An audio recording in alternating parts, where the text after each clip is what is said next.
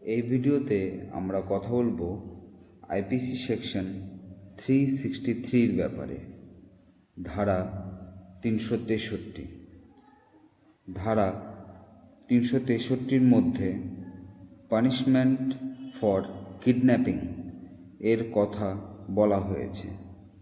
যদি কেউ কোনো ব্যক্তির অপহরণ বা কিডন্যাপ করে তখন এই ধারা লাগু হয়।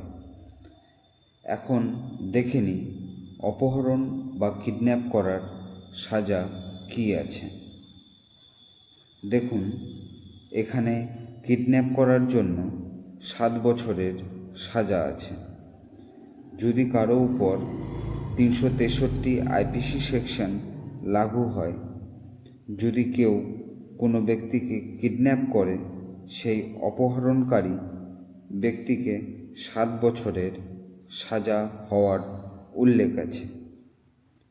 এটি বেলেবল অফেন্স। বেলেবল মানে এটি জামিনযোগ্য অপরাধ। এই কেসের জামিন বা বেল এফআইআর হওয়ার পর পুলিশ স্টেশনেই হয়ে যায়। কোর্টে যাওয়ার প্রয়োজন নেই বেল অ্যাপ্লিকেশন করার জন্য। এটি কগনিজেবল অফেন্স। কগনিজেবল মানে এফআইআর হওয়ার পর পুলিশ বিনা কোনো ওয়ারেন্টে আরোপি ব্যক্তিকে গ্রেপ্তার করে নিতে পারে। এটি নন কম্পাউন্ডেবল অফেন্স। নন কম্পাউন্ডেবল মানে এই কেসে মীমাংসা হয় না, কিন্তু এটি বেলেবল অফেন্স।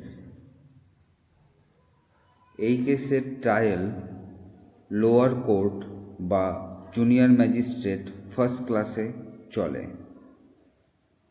এই ছিল ধারা 363-র ব্যাপারে। আশা করি বুঝতে পেরেছেন। খুব সহজ ভাষায় তুলে ধরার চেষ্টা করেছি। ভিডিও কেমন লাগলো সেটা কমেন্টে অবশ্যই জানাবেন, এবং যাওয়ার আগে চ্যানেলটি অবশ্যই সাবস্ক্রাইব করুন। এই চ্যানেলে ল সংক্রান্ত ভিডিও আসে এবং সামনেও আসবে। অনেক ধন্যবাদ ভিডিওটি দেখার জন্য।